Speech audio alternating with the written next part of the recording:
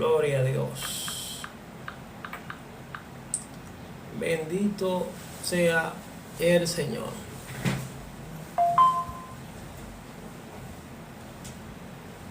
Aleluya.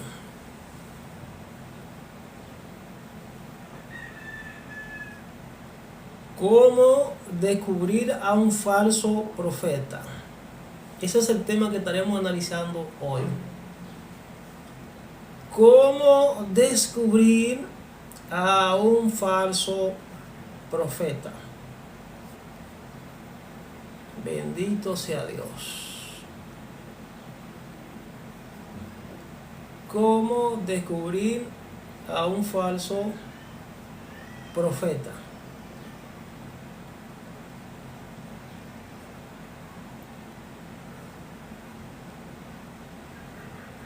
Bendito el que vive y reina por los siglos de los siglos.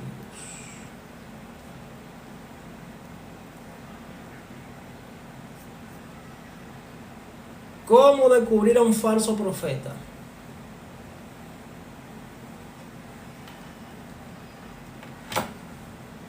¿Cómo descubrir a un falso profeta? No se vaya de esta transmisión, quédese ahí unos segundos, unos minutos. Quizá estaremos por 20 minutos, media hora. Pero vamos a tratar de iluminar a las personas para que no se dejen engañar. Puesto que la Sagrada Escritura especifica que en los últimos tiempos iba a haber una proliferación de falsos maestros, de falsos profetas. Entonces, hoy yo quiero compartir esta parte, esta enseñanza que se va a arrojar mucha luz a muchísimas personas que se preguntan cómo operan los ministros de Dios, específicamente aquellos que están llamados a ser voz de Dios en la tierra. ¿Cómo descubrir a un falso profeta? Comparte esta transmisión. ¿Cómo descubrir a un falso profeta? O a un falso evangelista, o a un falso pastor, o a un falso adorador, a un falso ministro de la palabra de Dios. ¿Cómo descubrir a un falso profeta? Ese es el tema que vamos a analizar, a compartir con ustedes, los amigos de las redes sociales. A propósito de que este es un peligro inminente en los últimos tiempos. ¿Cómo descubrir a un falso profeta? Comparta la transmisión, denle like, suscríbase a este canal. Estamos por Facebook, estamos por Instagram y estamos por el canal de YouTube como Héctor Pineda, canal oficial. ¿Cómo descubrir a un falso profeta? Esa es la gran pregunta. Esa es la pregunta del $1.000.000. Gloria a Dios. Vamos a entrar en materia en el nombre del Dios Todopoderoso, en el nombre de los tres grandes, Padre, Hijo y Espíritu Santo. Acompáñenme. Ayer estaba meditando sobre lo que es o son las preguntas capciosas, a propósito de que siempre los verdaderos ministros nos vemos compelidos por personas que no conocen de Dios y a veces le hacen preguntas tontas a uno, preguntas capciosas, preguntas impertinentes, que lo que hacen es cuestionar la naturaleza divina, cuestionar la grandeza de Dios, cuestionar la omnisciencia, la omnipresencia y el todopoderío de Dios. Entonces, analizando yo esa parte ayer, podía percibir varias cosas. Y una de ellas era la manipulación, que es una obra de la carne, según Gálatas capítulo 5, verso 22. Y pude definir que la manipulación, repito, es hermana de la hechicería, porque es la misma cosa, puesto que es una obra de la carne. Entonces, un tip revelador sobre lo que es una pregunta capciosa. Una pregunta capciosa, para darle esta introducción, es aquella que de forma deliberada intenta manipular o engañar al interlocutor, ya sea sugiriendo una respuesta específica o incriminando a la persona. A Jesús lo tentaron muchas veces ¿verdad? Los propios fariseos, las corrientes ideológicas políticas de aquella época, que no toleraban ni aceptaban a Jesús, no aceptaban su mensaje. De tal manera que ellos continuamente le tentaban, le hacían preguntas capciosas, lo acusaban y le decían: tú dices que eres el Hijo de Dios. De hecho, en los evangelios se registra que fue tentado por el diablo y que fue llevado por el Espíritu de Dios al desierto. Y lo tentó diciéndole: si tú eres, pregunta capciosa, o sea, sugiriéndole, induciéndolo. Eso es lo que comúnmente en un tecnicismo jurídico le llaman inducir a la persona. Si tú eres, oye esto, el Hijo de Dios, haz que estas piedras se conviertan en pan y cómetela. Eso es una sugerencia, una pregunta retrospectiva, inductiva, para que llevarlo a él hacia su terreno. Entonces estas preguntas se formulan con una intención persuasiva, como le dije, obligando a la persona a responder de cierta manera o llevándola a admitir algo que no es verdad. Ejemplo de preguntas capciosas. 1. Son aquellas que insinúan una respuesta. Por ejemplo, oigan esta pregunta. Dice acá: ¿no cree que la nueva tendencia religiosa es una mala idea? Por poner un ejemplo. Por ejemplo, otra pregunta. ¿No crees? ¿Cuánto tiempo crees que ha estado malversando fondos del Estado tal político? Una pregunta inductiva. ¿Entiendes? Entonces, ahí está la manipulación. Y yo decía que muchos de los ministros en los cultos, cuando se reúnen, utilizan un mecanismo de repetición que está en la Biblia. Dile a tu hermano que te queda al lado esto y esto y esto. No es que sea malo, pero los brujos utilizan eso. ¿Qué es lo que procura el ministro cuando hace esta dinámica en el altar? Programar la mente de los incautos, ¿verdad? Llevarlo a un terreno para que el espíritu se acomode y luego inyectarle el veneno, el caramelo envenenado. Manipular a las mentes, manipular el espíritu, manipular las emociones. Entonces, para identificar a un falso profeta, amado, se deben comparar primero sus enseñanzas y profecía con la verdad de la Biblia. El fundamento es la Biblia. Ninguna revelación extra puede estar por encima de la revelación bíblica, de la que ya está establecida, del fundamento, de la que el Señor le dio a los apóstoles y profetas antiguos. Ahí está delineado, ahí está establecido en contexto el plan salvífico de Dios, el plan de liberación del pueblo de Israel, etc. La historia del pueblo de Israel contiene todo el fundamento para nosotros saber en qué pie estamos parados. Si un profeta, un pastor, un evangelista, un maestro te trae otro asunto extra que no esté en la Biblia, que no guarde relación con lo que está ahí, es porque ciertamente esa revelación no procede de Dios. O, en su defecto, esa revelación se le dio a X persona de manera personal a ella, no para que hiciera de eso una doctrina. ¿Y cuál es el peligro que existe hoy? Bueno, que hay personas que una revelación personal la aplican como una doctrina y quieren aplicársela a Villegas y tú el que llega, a Raimundo y a todo el mundo, y no es así. Escuché un hermano una vez que me dijo, porque tuvo una experiencia personal con relación al hábito de tomar café en exceso. Ay, el Espíritu me reveló que el tomar café es pecado. Digo, bueno, esta por lo menos tiene que ser de la corriente de los mormones o de los testigos de por ahí, una secta que por ahí que predican una doctrina rara. Oigan esto, que el Espíritu Santo le ha revelado que tomar café es pecado. Y me trajo el mensaje, me digo, ¿what? Digo, pues yo bebo café todos los días. Digo, Jehová, ¿y el café es pecado? Y hablé con un amigo que conocía un poco de la enseñanza y me dijo, sí, el café tiene pecado, varón. Ella se lo echó. Se están viendo cómo hay tanta gente confundida por falta de dirección y guianza y revelación. Entonces, para identificar un profeta, en prima fase, se deben comparar sus enseñanzas y profecías con la verdad que está establecida en la Biblia. 2. Evaluar su carácter. 3. evaluar su estilo de vida. La Biblia dice que hay que andar y vivir en el Espíritu, hay que dar testimonio de la gloria de Dios en nuestra vida, porque la palabra del Señor son Espíritu y son vida. Otra característica, el verbo de un verdadero ministro no es un verbo rutinario y frío. O sea, el Espíritu de Dios debe dar testimonio de la vida de ese hombre o esa mujer.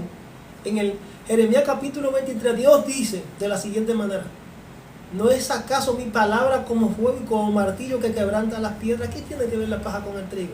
O sea, hay un mensaje vacío, carente de sustancia, carente de esencia, que no son respaldados por el Espíritu Santo. Y tú debes, aleluya. Otra característica del falso profeta, siempre se vive tirando flores. Y hay uno por las redes sociales llamado Dionis de la Rosa. Ese hombre es un falso profeta. Yo no digo que él quizás no arrancó bien, pero se corrompió, como dice el Señor. Ese hombre, ovación, orgullo, jactancia. Él dice que el único ministerio comparado con el de Juan el Bautista, que no se ha levantado a uno como el de él, y que, señores, ustedes tienen que hacer cuenta que cuando un ministro ha caído de la gracia, que no honra el nombre de Dios, que busca su propia gloria, ustedes deben entender que esa persona no es el Espíritu Santo que lo está guiando, tiene un espíritu de adivinación. Y no digo que quizás no arrancaron bien en un momento, sí, pero hay un grupo de gente dándole seguimiento a estos falsos profetas. Sigo. Evaluar su profecía, sus enseñanzas, su carácter y su estilo de vida. 4 características. Y observar si su ministerio produce frutos que glorifican a Dios. Como le dije, Jesús dice: yo no he venido a buscar mi propia gloria, sino a glorificar el que me envió. Un ministro que usted lo ve en el altar, que parte de sus enseñanzas lo que comienza es a ensalzarse a sí mismo, ese hombre o esa mujer no está siendo dirigido por el Espíritu Santo. Porque lo primero es que un hombre o una mujer de Dios que se para en un altar, lo primero que empieza es a glorificar y exaltar el nombre de Dios. A glorificar y exaltar el nombre del Dios Todopoderoso. Jamás a ensalzarse a sí mismo. Entonces esa es otra característica, que busca su propia gloria y su propia honra. No honra a Jesús, no honra a Dios. Tampoco le da prioridad al Espíritu Santo. Tampoco le da prioridad al Espíritu Santo. Entonces tenemos que observar si su ministerio produce ese tipo de frutos que glorifican el nombre de Dios, que exaltan a Dios sobre todas las cosas, según los estándares bíblicos. Las señales claves incluyen la falta de cumplimiento de sus predicciones. Ahí me detengo un poco, porque muchas predicciones no se cumplen y Dios trata con el profeta. Es el caso de el profeta que está en las Sagradas Escrituras, que Dios lo castigó duramente, que lo introdujo en el vientre de un pez cuando le dio el mensaje para Nínive, Jonás. Entonces Jonás quería que Dios destruyera aquella nación, a Nínive. Más sin embargo, Dios no le reveló el secreto de si el rey o la nación entera se había humillado, y él se marchó después que suelta el mensaje. Cuando él va por el camino, él cree que la palabra se va a cumplir tal cual Dios se la dio, pero Dios quiso probarlo en el camino, y él lo que comenzó fue a pleitear con Dios cuando escuchó que Dios no destruyó la ciudad.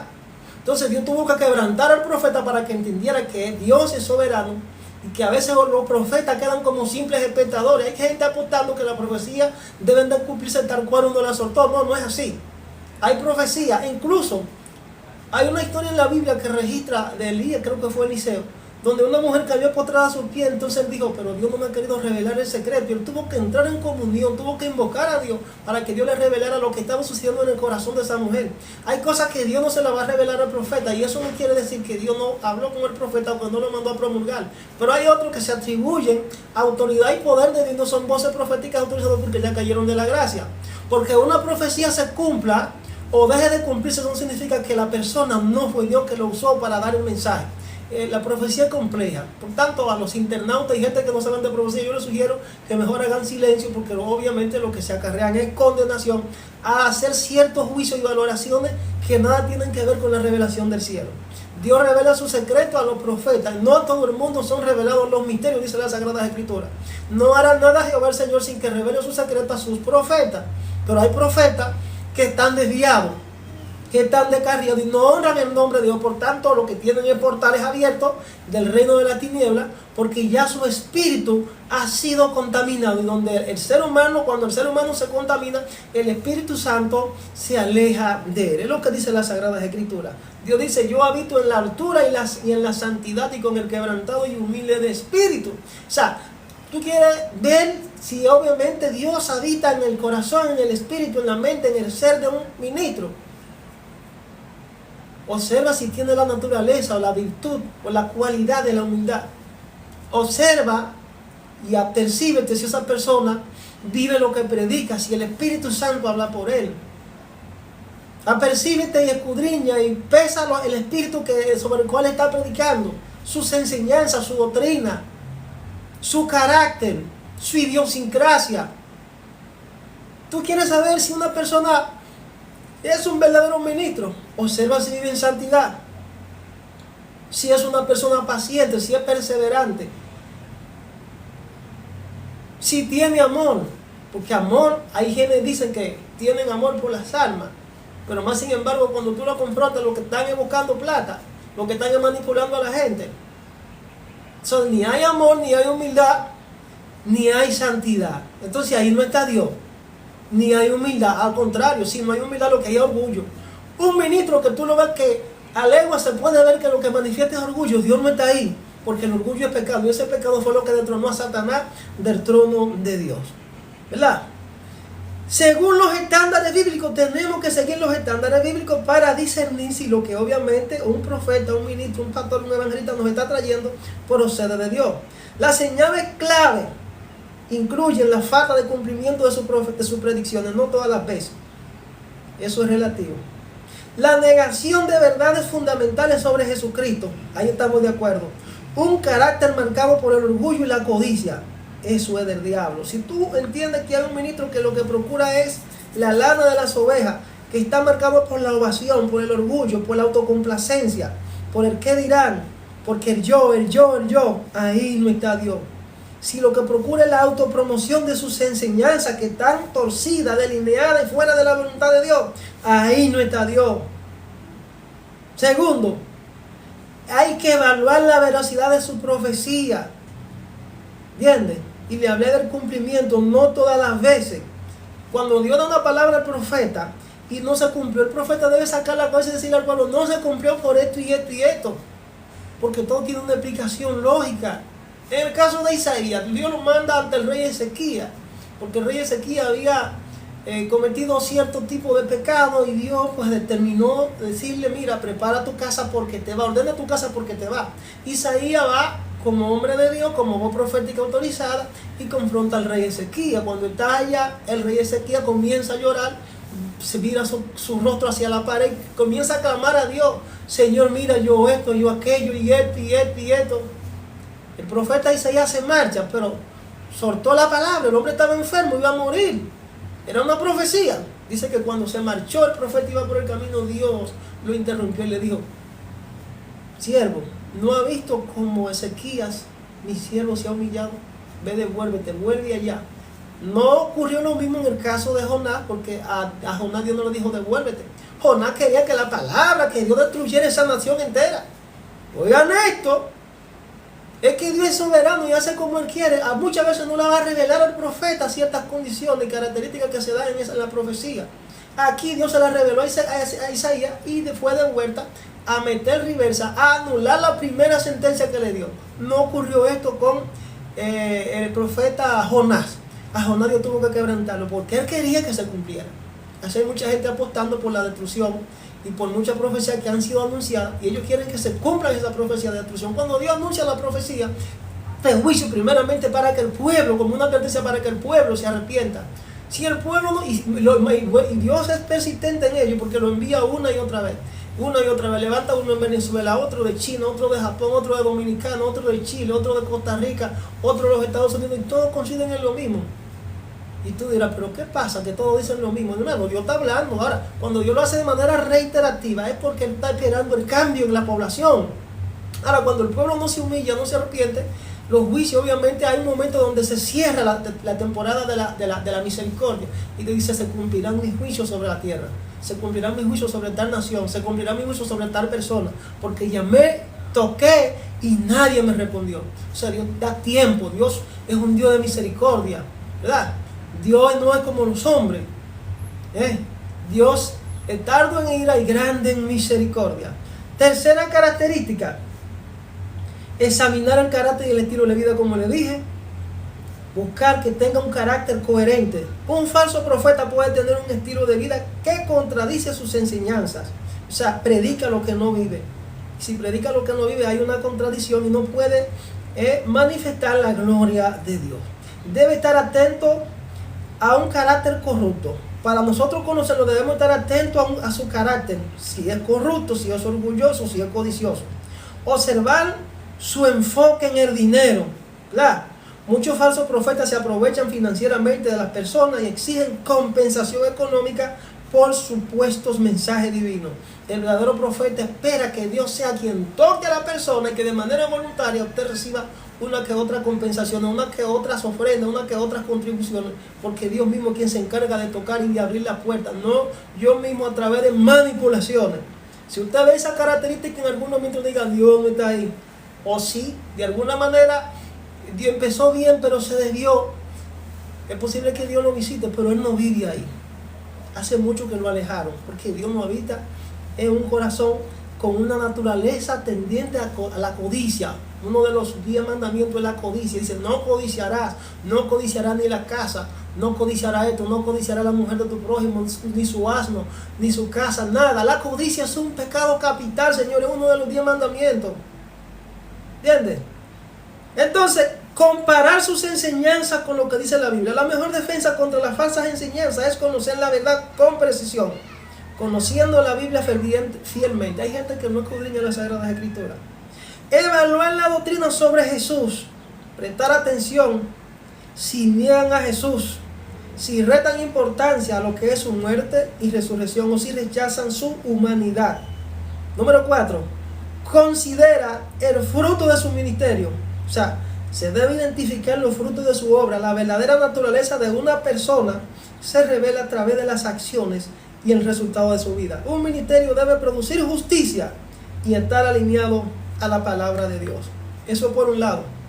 Pero ok, hay otra parte que no debemos dejar de mencionar cuando se trata de evaluar y de descubrir o de descifrar cómo se comportan los falsos profetas en cierta manera, porque Jesucristo dijo, por su fruto lo conocerá. Y ahora hay personas que no conocen ese tipo de características, que no conocen el carácter y específicamente el tema o lo que a mí me trae acá para con ustedes anunciarle al mundo cómo descubrirlo, porque si no aprendemos a cómo descubrirlo, a cómo desenmascararlo, pues entonces nos van a engañar. Y yo entiendo que hay millones y millones de personas que están siendo engañadas por falsa profecía, por personas que todavía, ¿verdad?, no se han humillado, gente que no han dado su brazo a torcer, que aparentan estar bien delante de Dios, pero acá hace mucho ya Dios los sentenció y Dios le ha dado tiempo para que se humillen, pero ellos no quieren y están vendiendo una imagen de que ellos verdaderamente son unos siervos o siervas de Dios.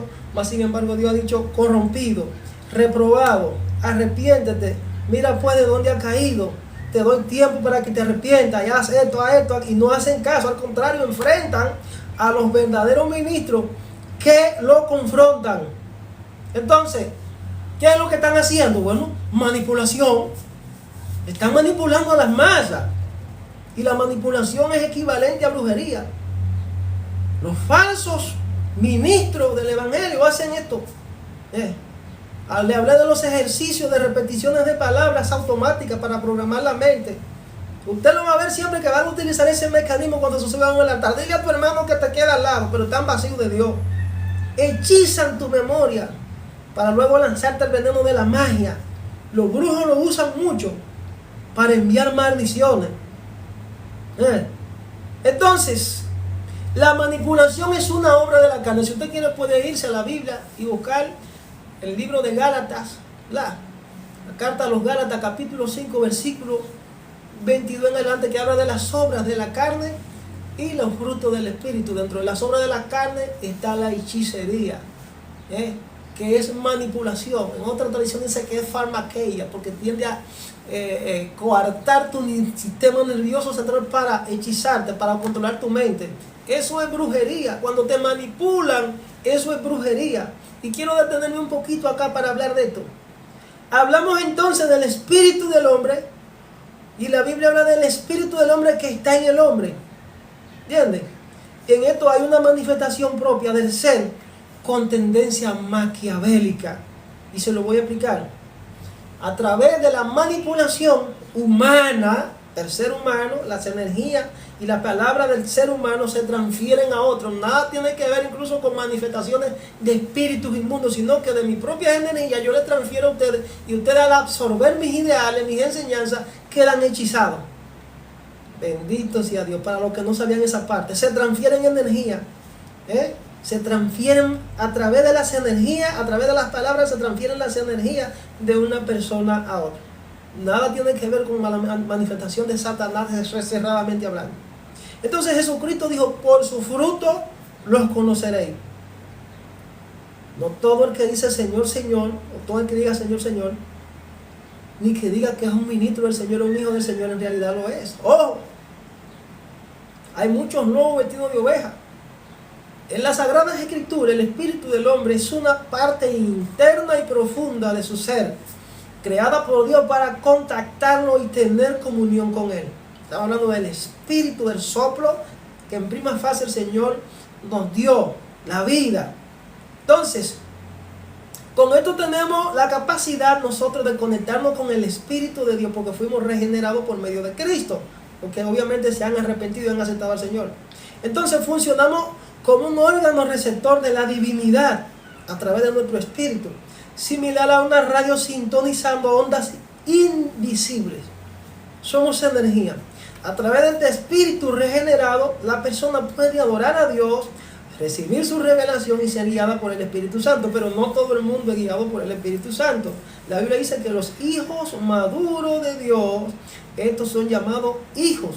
Hay gente que lucha con Dios, que no son guiados por Dios, entonces luchan por la salvación, luchan continuamente más que otros por ser santos, por su salvación. La Biblia habla y dice que muchos se salvarán con dificultad. Entonces el espíritu humano, distinto del alma y del cuerpo, es el medio para conocer las cosas de Dios y se une a Él en una relación íntima. Le hablé ahí del espíritu humano, el espíritu del hombre. El espíritu del hombre se refiere a la parte de la persona que es capaz de conocer a Dios, a diferencia del alma, o sea, la mente, la voluntad y las emociones. Hay analistas que dicen que tenemos alma emocional, que tenemos alma mental, que el alma se divide en cuatro, no se sabe en cuántas partes. Pero sí, quiero analizar esta parte que los griegos dividieron el alma en tres manifestaciones. Científicamente decimos cabeza, tronco y extremidades. Teológicamente dice alma, cuerpo y espíritu.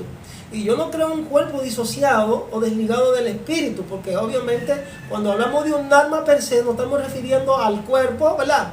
Nos estamos refiriendo al ser inmaterial, ¿verdad? Y también al espíritu humano, el Espíritu Santo, perdón. Tres manifestaciones. Entonces tenemos voluntad, tenemos intelecto y tenemos pensamiento, y tenemos actitud y tenemos acción. Esa parte obviamente no quiero entrar porque es un poquito profunda. Vamos a hablar de los ejemplos bíblicos. ¿Por qué? 1 Corintios capítulo 2 versículo 11. Si usted quiere lo puede anotar por allá. 1 Corintios capítulo 2 versículo 11. ¿Por qué? Dice acá.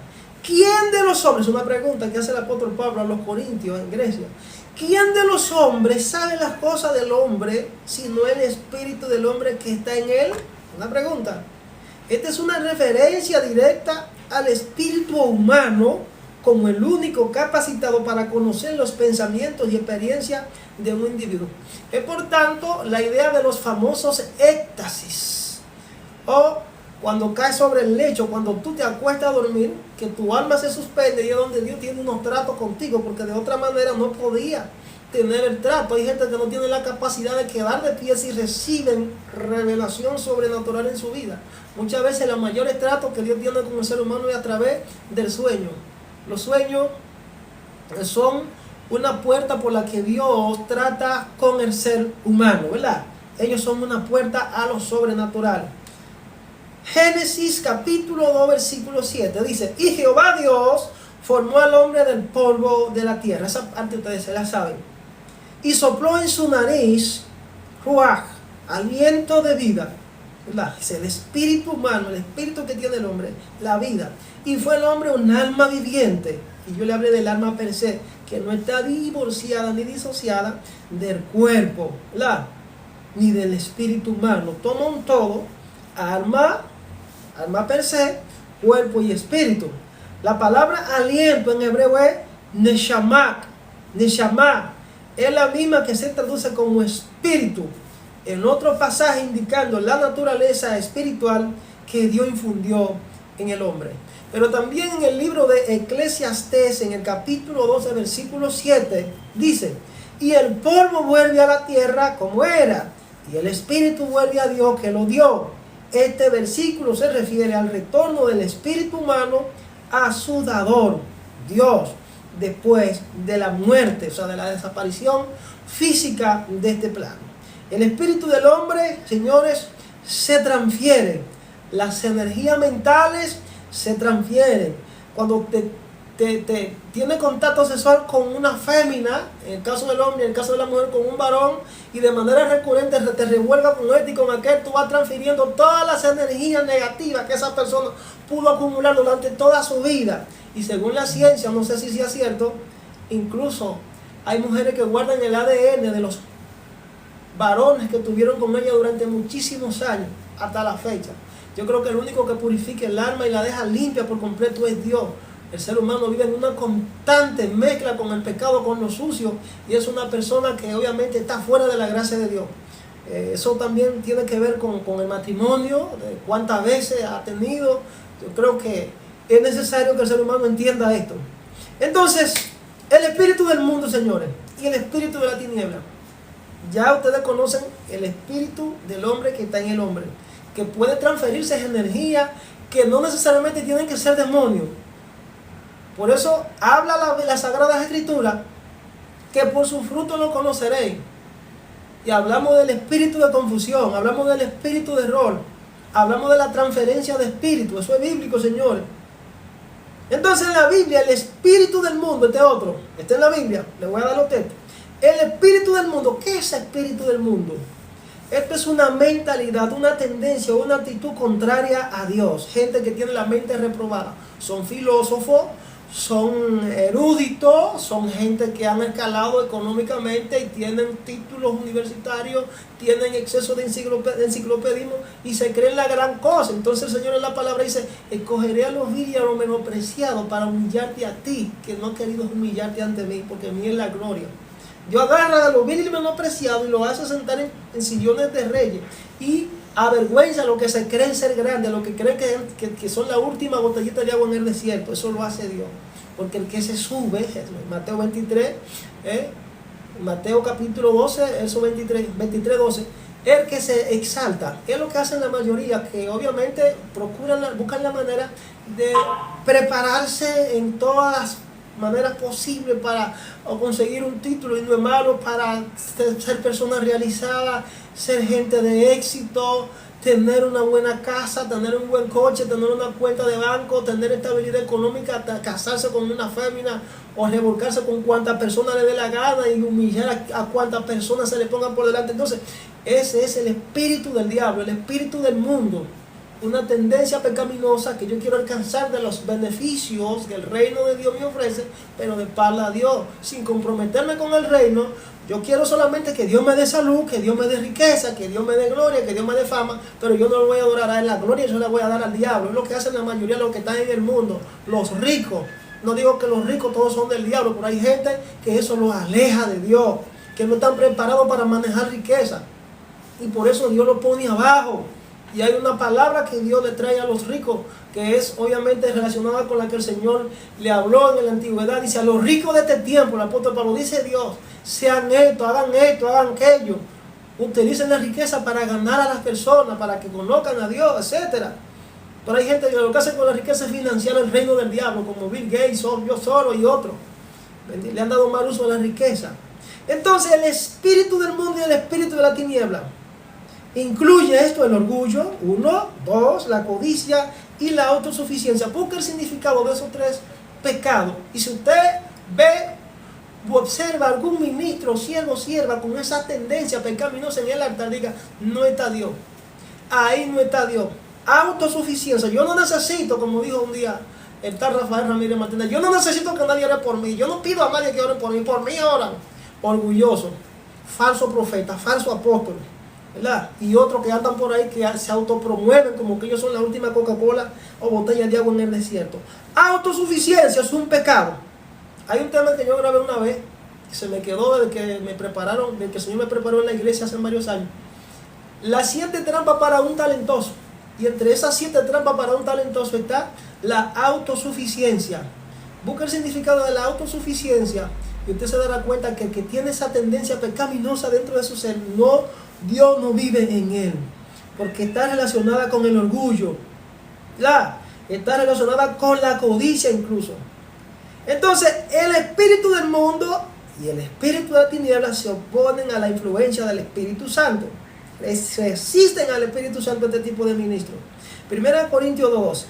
Entonces, contrasta este espíritu con el Espíritu de Dios. 1 Corintios capítulo 2, versículo 12, contrasta este espíritu con el Espíritu de Dios, señalando que el cristiano recibe este último para comprender las cosas divinas, no el espíritu mundano que carece de la verdadera sabiduría de Dios.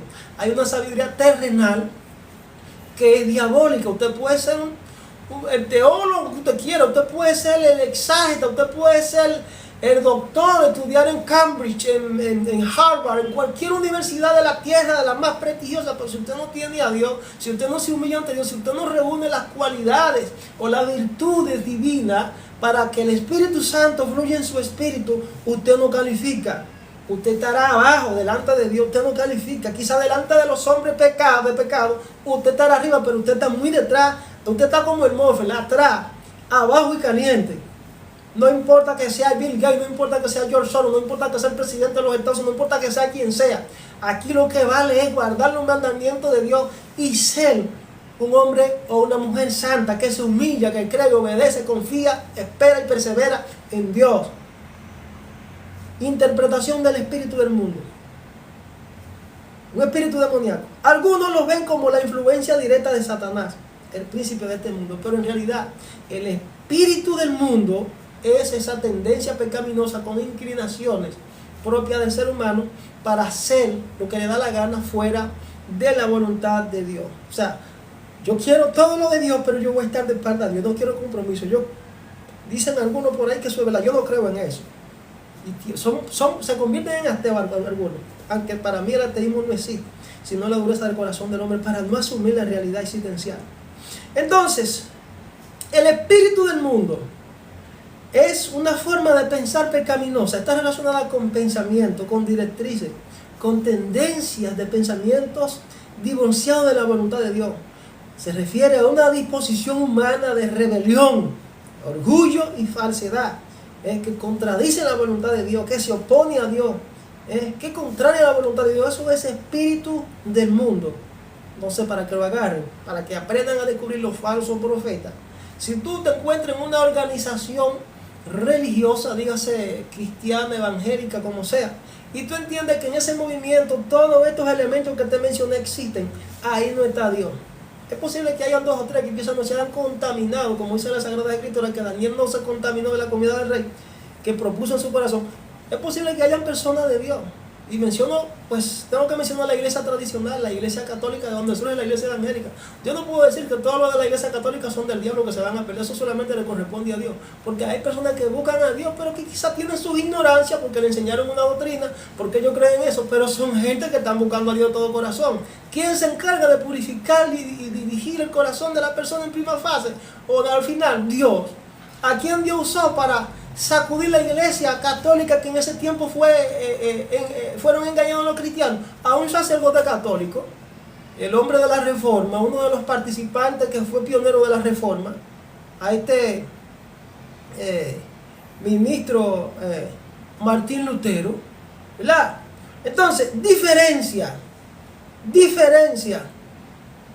con el Espíritu de Dios, sabiduría humana versus sabiduría divina.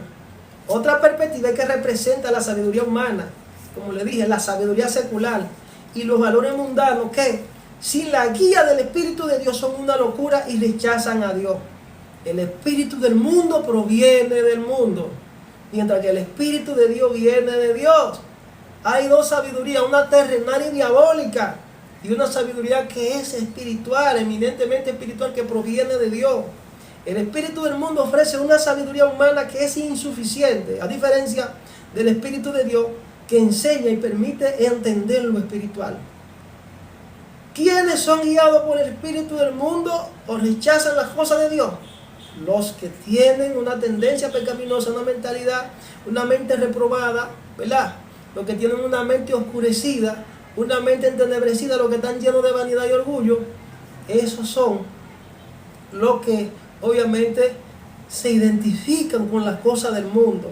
Por eso dice el Santiago que los que se hacen amigos del mundo, ¿verdad?, se convierten en enemigos de Dios. Es que tú, siendo un siervo, sin a veces darte cuenta, tú puedes caer en la degradación y hacerte amigo de las cosas de este mundo, hacerte amigo del diablo. O sea, vivir bajo los deseos pecaminosos de la carne, bajo los deseos y las influencias de la carne. Tú no vas a agradar a Dios, y si no agradas a Dios, agradas al diablo, porque tú te le opones a las cosas de Dios. No puedes ser guiado por Dios quien anda bajo los deseos e influencia, bajo los deseos y la influencia pecaminosa de tu propia naturaleza caída. No puede agradar a Dios, lo que dice la Biblia. Que necesariamente hay que buscar a Dios día tras día.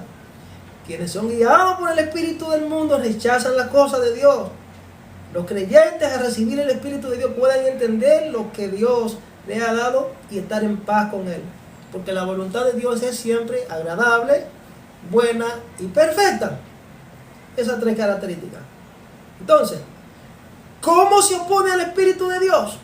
El espíritu del mundo representa una tendencia o inclinación contraria a Dios y su cultura, que se manifiesta en la autosuficiencia del hombre sin la necesidad de Dios. No necesito a Dios, dicen toda la mayoría. Los cristianos deben oponerse activamente a esta influencia diabólica, mundana, oponiéndose al espíritu del mundo para recibir la guía del Espíritu Santo y vivir con paz y felicidad. Entonces, las iglesias y los medios de comunicación en todo el mundo están llenos de falsos profetas, falsos apóstoles, falsos maestros, falsos evangelistas, falsos adoradores. Y la mayoría no lo saben, porque no quieren entrar en intimidad con Él, con Dios. No quieren humillarse, no quieren orar, no quieren ayunar, no quieren buscar a Dios, no quieren leer la Biblia, no quieren pagar el precio, porque eso obviamente toma tiempo. Tú dedicar horas y horas de estudio a las Sagradas Escrituras y buscar la revelación, eso es sacrificio. La gente no quiere, todo es fácil. No quieren revelación. Y esto es algo muy serio. Entonces, en Gálatas 5 dice: cuando ustedes siguen los deseos de la naturaleza pecaminosa, los resultados son más que claros. Inmoralidad sexual, dice el apóstol Pablo a los Gálatas, impureza, pasiones sensuales, idolatría, hechicería como una obra de la carne, hostilidad, pelea, celos, arrebato de furia, ambición egoísta, discordia, divisiones, envidia, borrachera, fiesta desenfrenada y otros pecados parecidos. Permítame repetirle lo que les dice antes, que cualquiera que llegue a esta clase de vida no heredará el reino de Dios. Señores, ser cristiano es para gente seria. Ser un creyente, ser un hijo de Dios, implica tener un estilo de vida marcado por el Espíritu de Dios. El Espíritu de Dios, quien debe dirigir y guiar a los fieles, quienes viven bajo los impulsos, repito, y deseos de su propio espíritu, no agradan a Dios. Se agradan a sí mismos y al diablo. Su padre es el diablo. Hay muchos con ministerios poderosos y cayeron de la gracia de Dios. Si no se humillan y piden perdón a Dios y se santifican, el infierno les espera como premio de su impureza e inmundicia. A muchos el Señor le dirá: nunca te conocí, maldito hacedor de maldad. Yo nunca. Muchos van a reclamar y dicen: Señor, por en tu nombre profetizamos, hablamos en lengua, echamos fuera demonios, hicimos liberaciones, resucitamos muertos, dimos diezmos, dimos ofrendas. Y el Señor le proferirá: no te conozco, maldito hacedor de maldad, apartado de mí al fuego eterno. Con gente que van a querer reclamar una posición, que van a querer reclamar salvación, y el Señor no les reconocerá. porque en un momento gustaron de la benignidad del Señor, pero se descuidaron, cayeron de la gracia y se convirtieron en falsos, se volvieron enemigos de Dios, aparentaron ser personas, mujeres u hombres de Dios, pero en realidad le estaban sirviendo al diablo. Ejemplo, los 450 que estaban comiendo de la mesa del rey Acab, que eran falsos profetas, eran hombres de Dios. Y aquí viene Elías y lo confronta. Y dice que la sentencia era muerte para esos falsos profetas. Y dice que lo degolló. No sé si fue literal o fue un acto simbólico donde la presencia se apartó. Pero la Biblia dice que lo degolló allí, en el lugar del encuentro, y lo desafió y levantaron un altar. Y ellos se cansaron de invocar a sus dioses. Y dice que se cortaban. Y cuando Elías clamó a Dios, descendió fuego del cielo y consumió el holocausto. Así tenemos muchos hoy que invocan a Dios, pero Dios no está con ellos. Porque ya hace mucho que el Espíritu de Dios no está con ellos, pero el Espíritu Santo lo abandonó, Dios los abandonó. Entonces, tener un ministerio, amado, es vivir una vida probada constantemente en la presencia de Dios.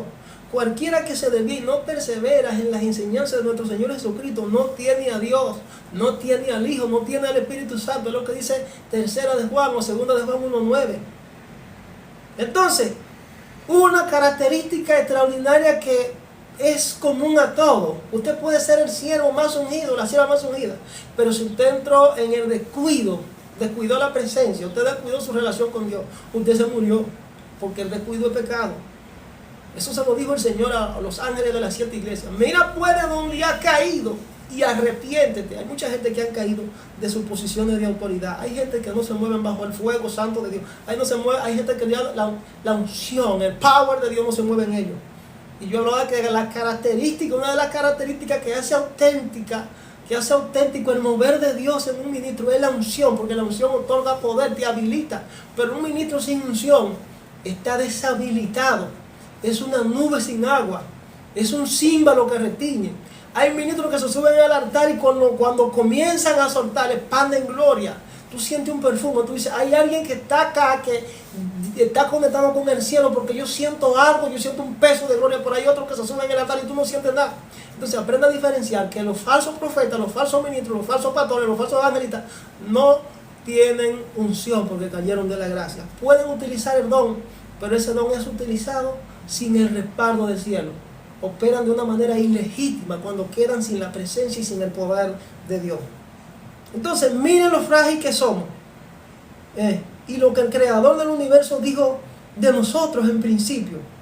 Dijo, el Señor aquí no menciona a Satanás como un peligro inminente para la destrucción del alma. Menciona la carne, amado. Oigan esto, oigan el texto.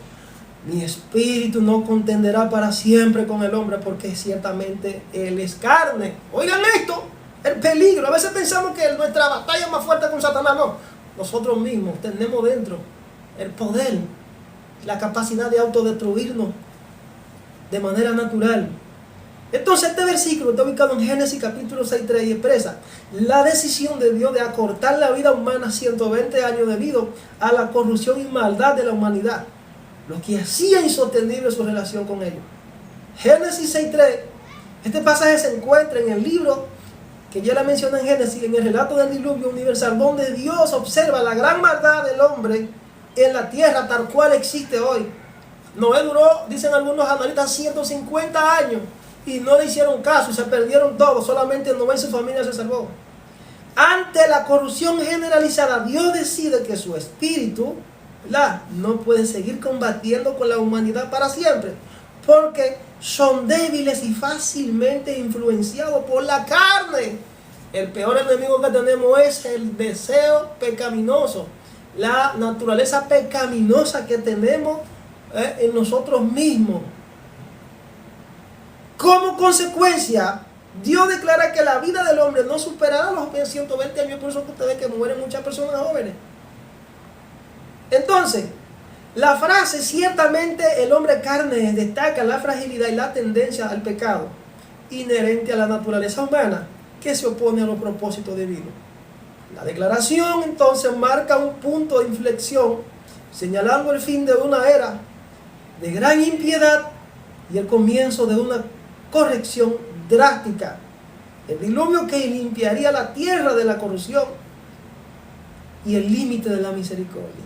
Representa el límite de la paciencia divina y el establecimiento de un nuevo estándar para la vida humana como resultado de la maldad humana. Dios dijo: ciertamente el hombre carne es para siempre, mi espíritu no va a estar contendiendo con el hombre. Los pensamientos y los designios del corazón del hombre son de continuo al mal. Y usted lo puede ver, usted hoy puede estar a veces lleno de la gloria y mañana amanece desbaratado, hecho triza, cargado de pensamientos. Pablo dijo: miserable de mí, ¿quién me libra de este cuerpo de mortal? Nosotros luchamos y aguardamos con paciencia hasta poder recibir ese premio, hasta poder recibir esa gracia, ese galardón, la vida eterna. Pero es difícil, señores, no es fácil. No es fácil. Entonces, quien vive permanentemente bajo los impulsos o deseos pecaminosos de su naturaleza carnal no puede agradar a Dios, repito. Por eso la urgencia del Señor con su pueblo de que oren en todo tiempo, de que ayunen, de que busquen su presencia. Estos deseos solo se combaten cuando somos sometidos al señorío de Cristo. No hay otra forma. La iglesia pelea con un archienemigo vencido y no se da cuenta que tenemos algo peor en nosotros mismos. Nosotros tenemos en sí mismos las llaves de crear nuestros propios demonios. Bendito sea Dios. Entonces, es necesario reflexionar en estos temas. ¿Cómo descubrir a un falso ministro de un verdadero? Hay mucha gente llamándole bueno a lo malo y diciéndole malo a lo bueno. Señores, es una confusión muy fuerte. Es una confusión muy fuerte. Es necesario que el pueblo de Dios despierte. Dios está llamando a muchos a entrar en su presencia, que entren, que vayan al altar, que busquen su rostro, que se humillen. Estamos en un 9:11, en cualquier momento puede venir la manifestación de los juicios de Dios, pueden muchos perderse, porque yo entiendo que para el que se parte de este plano y se va sin tener su vida alineada con la voluntad de Dios, se perdió, porque ya no hay vuelta atrás, es una vuelta sin retorno. Por tanto, mi mensaje es este: que busques el rostro de Dios, que te arrepientas, para que pueda venir de la presencia en el tiempo de refrigerio, que ordenes tu vida, que te humille, porque sin santidad y amor nadie verá al Señor. Así que será hasta la próxima cuando estaremos por estos medios. Dios te bendiga, Dios te guarde. Shalom.